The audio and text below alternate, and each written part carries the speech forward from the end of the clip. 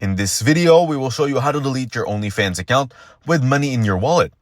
If you guys want to get started with OnlyFans, you can use the links down in the description.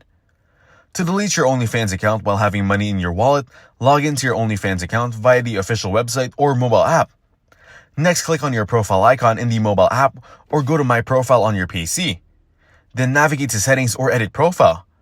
Then scroll down to the bottom of the Settings section and click on Delete Account. You will be prompted to enter a CAPTCHA code displayed at the top of the page.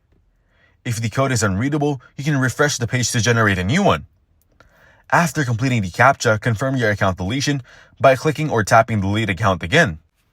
Keep in mind that if you have any remaining balance in your wallet, you should withdraw it before proceeding with the deletion, as your funds will be lost once the account is deleted. After confirming the deletion, your account will be permanently deleted and you should receive confirmation email shortly afterward.